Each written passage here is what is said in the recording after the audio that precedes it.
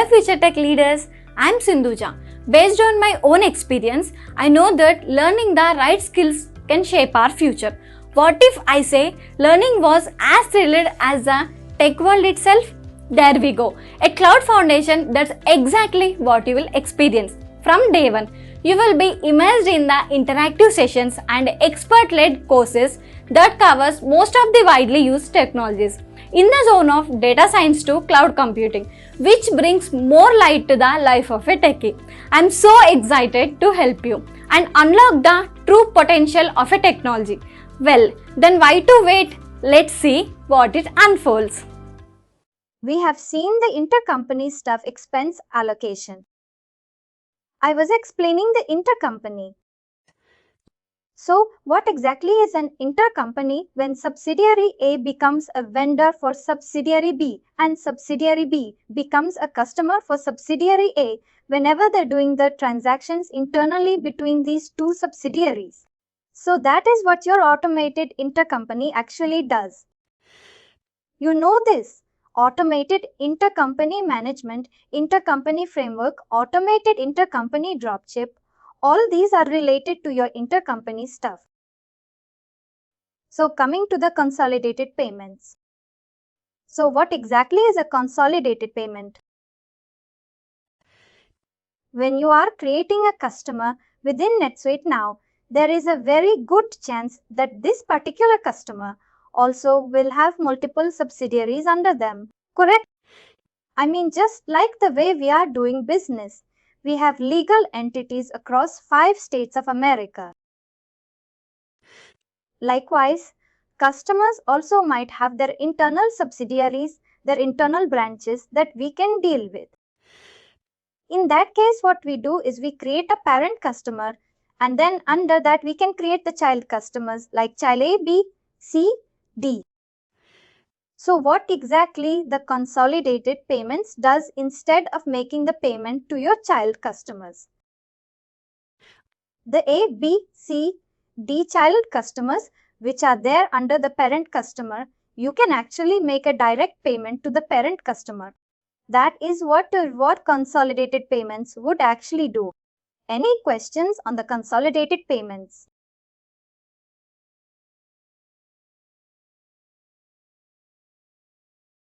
This is where we were. So if you check the consolidated payment box to allow payments, credits and deposits to be accepted to the highest level in a customer, sub-customer hierarchy.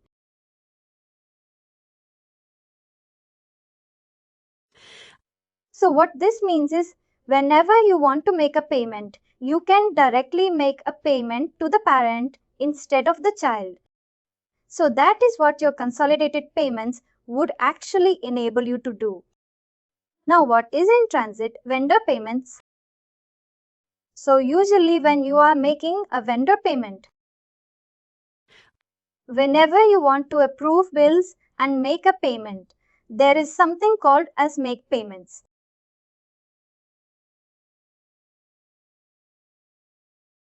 Looks like we don't have access to that. I'll show that to you while doing the purchase orders. So what is in transit payments actually does is, if you do not enable this, and when you are making a vendor payment, it directly gets posted to the vendor bank record. So rather than doing that, there is something called as if you enable the in-transit payment. There is an additional step which actually comes after the vendor bill. You know, whenever you're making a vendor bill and when you want to make a payment to your vendor, then there is an interim transaction which gets enabled, which is called as in-transit payments. So why exactly are you doing?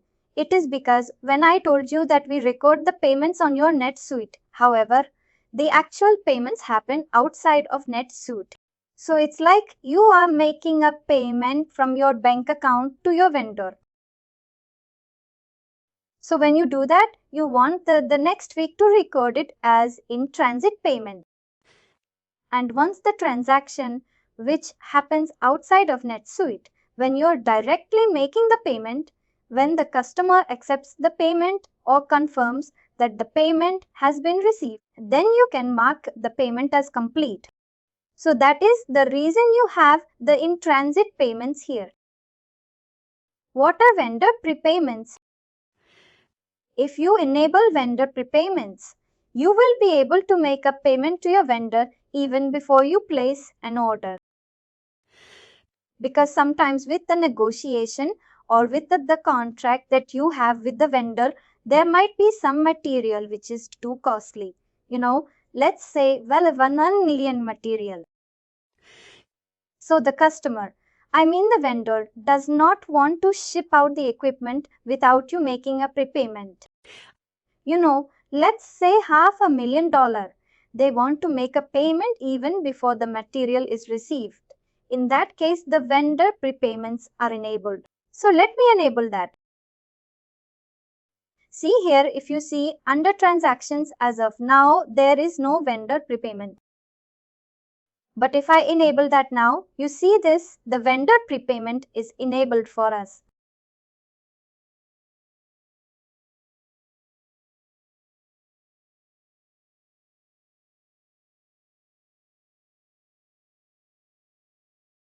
This particular option was not there initially when we have not enabled that.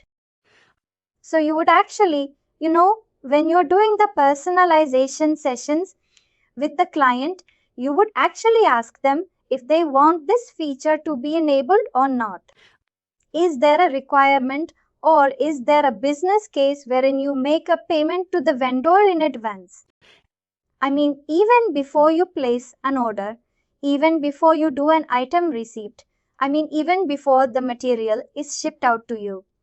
Do you have a requirement wherein you have to make a payment to your vendor? That is called a vendor prepayment.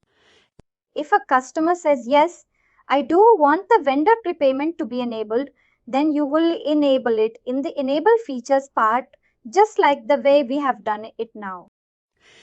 So likewise, on this enable features page, every feature that you have to explain it to your customer in a proper way. And well, this is actually done module wise again. So when I say module wise, so this vendor prepayment comes as a part of the procure to pay cycle. Read.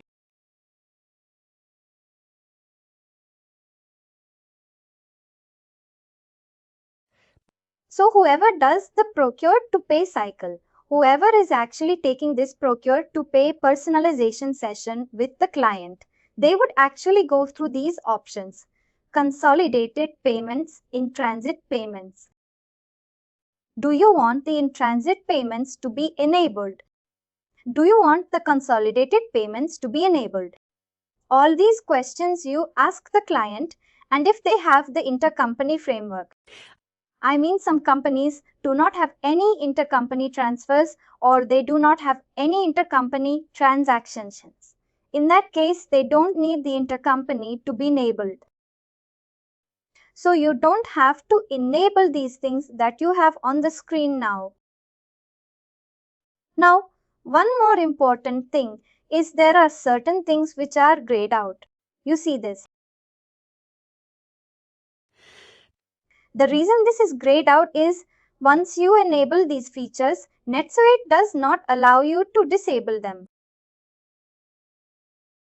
So it will give you a pop-up even before you're enabling these features. The NetSuite gives you a pop-up saying that you will not be able to disable this feature if you enable it once. Do you want to enable this or not? That's how it will give you a pop-up. I don't know if it's not mentioned over here, but you will get a pop-up when you are enabling or disabling these features. So anything which is grayed out after you enabling them, you will not be able to disable them anymore. And here, do you want to use the multiple calendars? Just in case, if you are dealing with different countries and you need to have access to multiple calendars, then you can do this.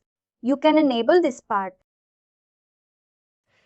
So statistical accounts, This is to track the non-monetary data like, any transactions which do not have the financial impact. And it's a relationship with the financial activity of your organization. Just to, track your non-monetary data, anything which is not related to the financials. You can actually enable these statistical accounts. Period and journal entries, as we have discussed yesterday. I'm sorry, on Friday, by the way. So when I was discussing the manage accounting period, so there is just for you, there is something called as manage accounting periods. That is one of the features that we have enabled. So what happens is, this is the financial years, all these financial years that you can see over here. So you will be able to set up a full year by clicking on this, and a month, and every month the financial team has to close those periods. So it was February month and a little while ago, a couple of days back. So they click on this checklist. They close out all these transactions, lock AR, lock AP, lock all, you click on this task and then you can lock these things. You will lock all the subsidiaries so that no one will be able to make transactions in the February period. Any transaction which happens need to happen only in the month of March.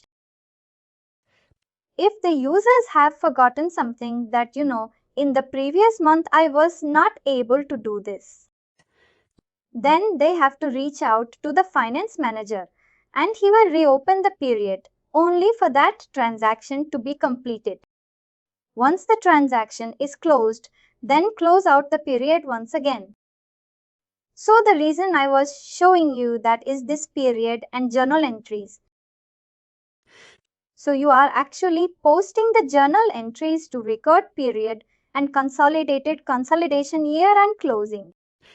So what this means is, if there are certain transactions which were not recorded on NetSuite, like an expense I went out on a business travel, but that was not recorded on NetSuite. My colleagues have gone for a party, the quarter end party, which was not recorded.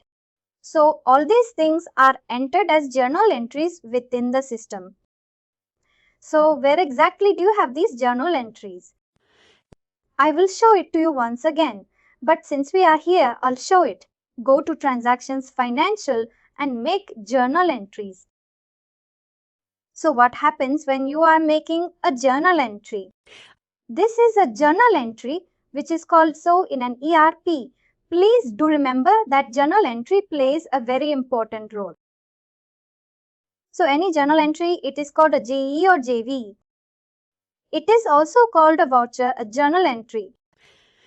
Any transaction which is not recorded on NetSuite can be recorded through this journal entry. You select the subsidiary and the currency gets selected automatically based on the subsidiary that you have selected, which is USA. And here you will be able to select the accounts. These are the general ledgers which are there, so that you can actually search for expense accounts. Something like prepaid expenses. So I'm saying that prepaid expenses is journal entries. Just remember one thing, you can actually create journal entries against departments, companies, classes and locations. There is no class for this Amazon Inc. That is the reason you don't have this selected, but you can click on this new and create a class, or you can create a class from here as well. I show that to you when we are doing the master data. So just remember one thing, whenever you are creating a journal entry, one would be a debit transaction and the other one has to be a credit transaction. You see this automatically. It will take 1,000 as the credit. So it has to balance out. So what I'm doing is, instead of taking, let's see, can we take the bank account? So there is bank.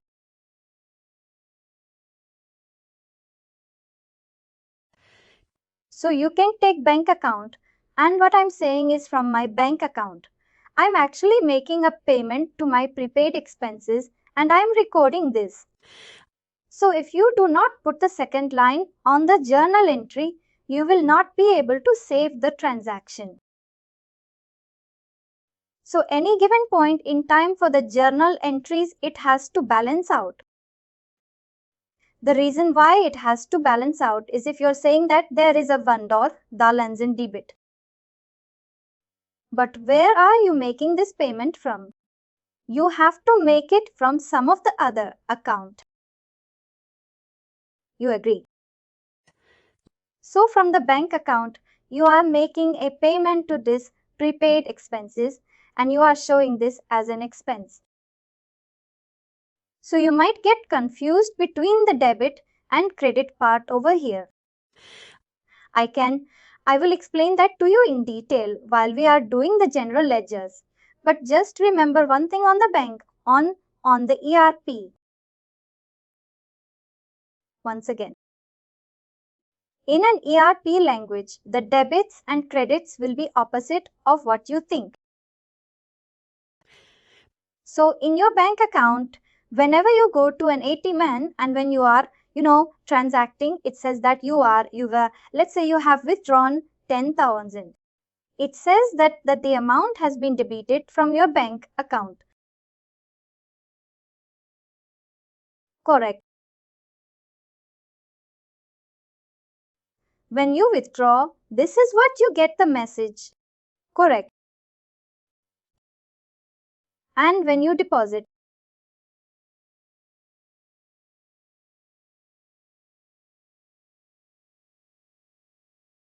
this is what you get. Correct? This is how you get it. However, the actual transactions with which happens behind this is so when the amount has been debited from your bank. Whenever this happens, this is actually your bank and the main bank, let's say ICICI Bank.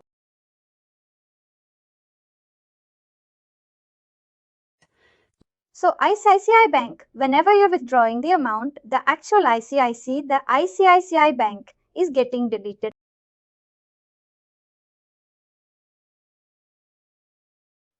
So that is the reason it shows that your amount has been debited from your bank. And whenever you are depositing, when the bank account is getting credited, this is the actual ICICI Bank which is getting credited. So in the ERP, whenever you make a payment, when you make a payment, it says credited. And whenever you receive payment, it is debiting.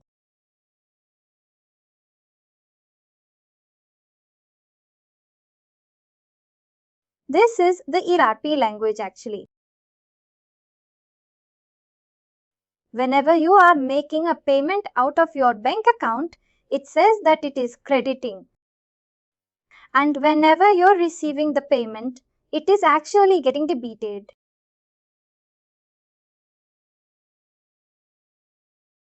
Just remember this difference. Did you understand what I was trying to say? We have to get habituated today. It takes time. It takes time, guys. See this from the bank. It is completely opposite to the regular transactions we make or receive the messages. So receiving payment, usually whenever you get a credit, it's like whenever you're depositing, it is getting credited. But it is exactly the opposite that's happening on your bank account as well. See, you are getting the messages as credited, but this is actually getting debited.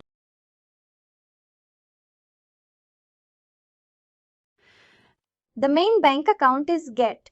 Is actually, whenever you're depositing the main bank account, the ICICI bank account is crediting that your account. So that is the reason it says that it is credited. So main bank account is the one which is doing that actually.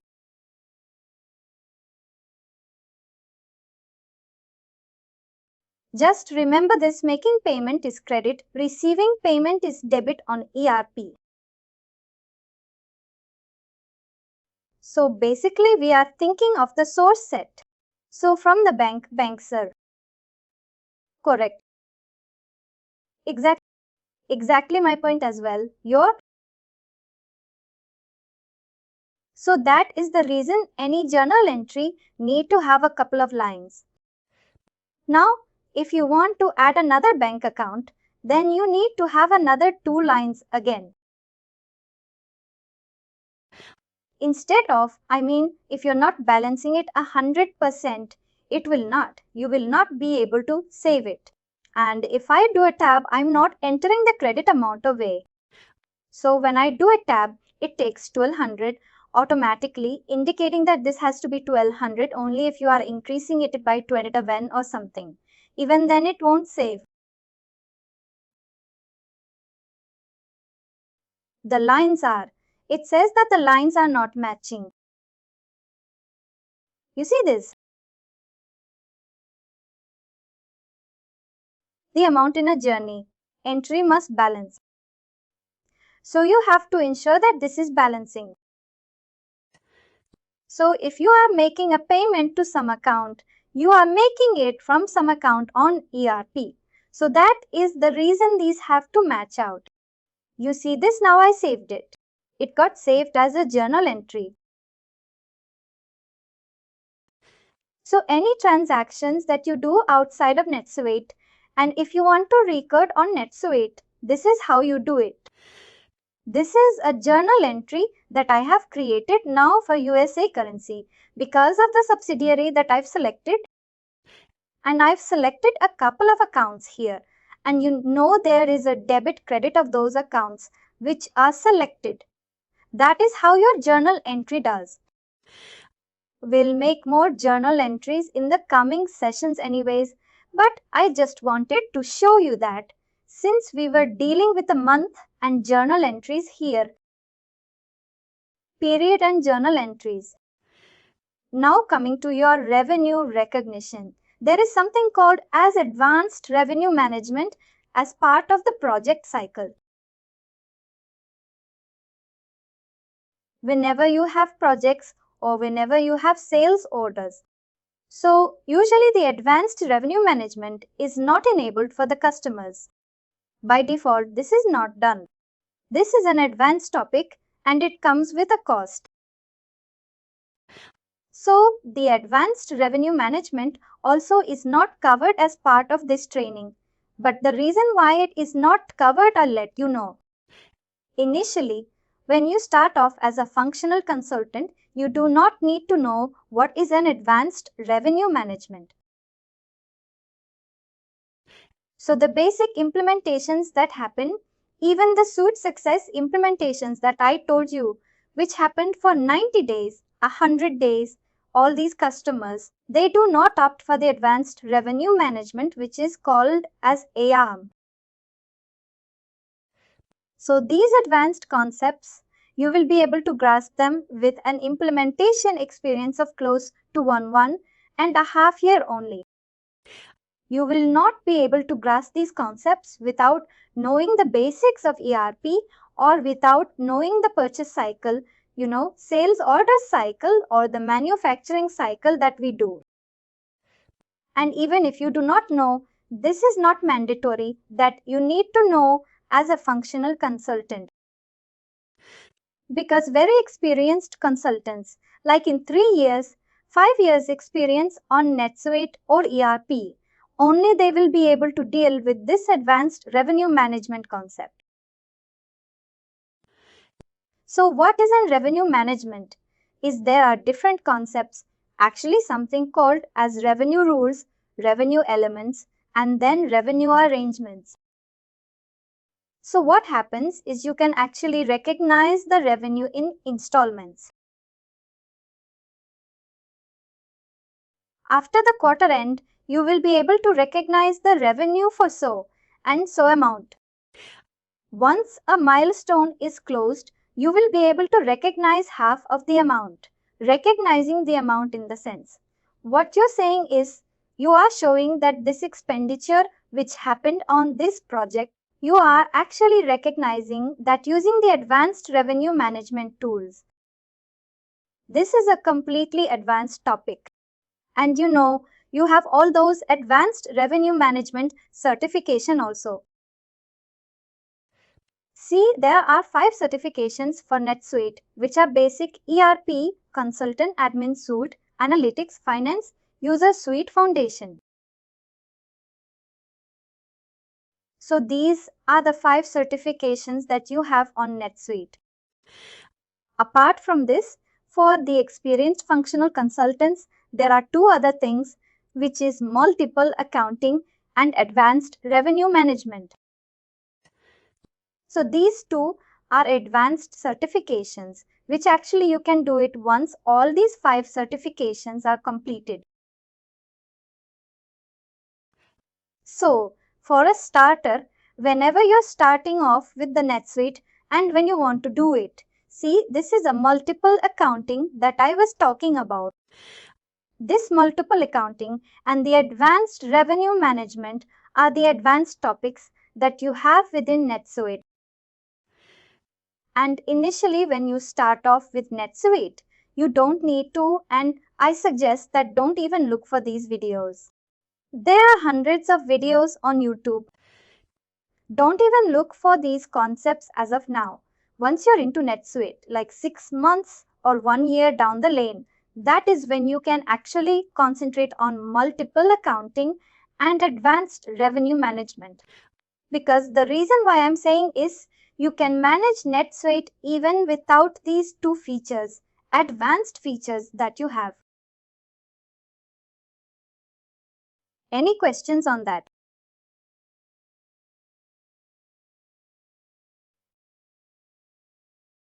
Now these 2 are disabled. The reason behind that is once you enable this and save, you see that this is what I was saying. If you enable this feature, you cannot disable it in the future. That is what it says. So let's not enable. So once you enable this, that is when these 2 get enabled for you. Like this, I'm not saving it. These 2 gets enabled. That's what your advanced revenue management actually does. So for the interview part and all you can just learn the definitions of these advanced revenue management and multiple accountants. So coming to the tax part,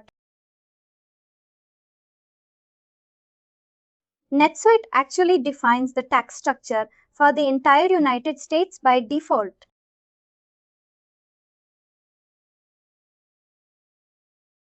So 90% of the NetSuite customers are from the NA region, North American region. And that is the reason all those 25 states, the tax structure is automatically defined on NetSuite. You don't have to do anything additional for that. So how the tax works based on the zip code for the vendor or the customer. So you specify certain zip code on the vendor or the customer level.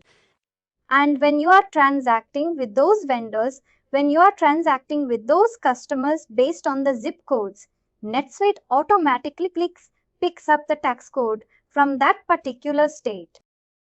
Now let us say for Kentucky the tax code is 5001. So based on that particular zip code, NetSuite automatically picks up the tax.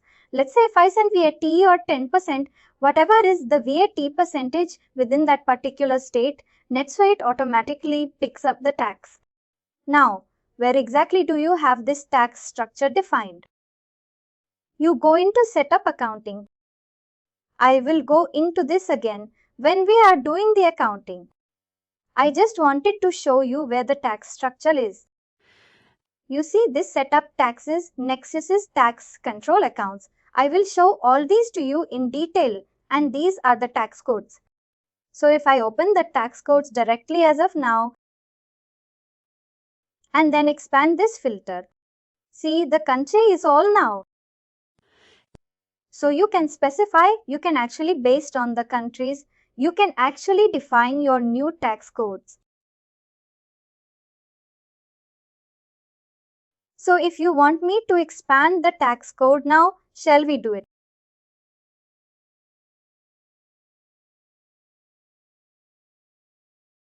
Let's do it later. I will come back to this. I mean, when we are going into the account, since we are in a company, only when we go into the accounting, I will show you the tax structure, how exactly it is defined on NetSuite later on. So going to this tax code, if you click on this view, you will see what is the tax agency. What is the tax name? This is non-taxable as of now, but I'll show that to you. What is the county? What is the tax agency? Depending on what is the state and city and everything on the zip code, when you're dealing with the transactions, the rate is picked up automatically tax rate. So that's what your tax actually does. Now let us go into the transactions.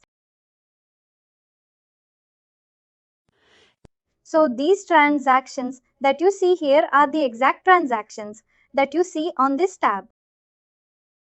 So if you are disabling the sales order, then you won't have the sales part. Sales and customers will be gone if you're disabling the sales orders. Let me try and do that if it allows us to do it.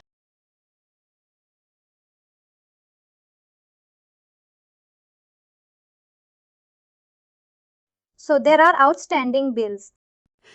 There are outstanding invoices now, and that is the reason it does not allow us to disable it at this point in time. You see this. I got a pop-up when I'm trying to disable this. One is, do you want to disable all these? Will be disabled. That is one of the warnings. But when I click on it, says the advanced shipping feature may not be turned off while there are outstanding bills on this fulfilled orders, because there are some records, there are some transactions which are happening on the sales orders, and that is the reason you will not be able to disable that. So what happens when you disable them is there might be certain customers who do not want the sales process to be enabled. And they say that we don't have the sales process. It's only the manufacturing that we do in our industry.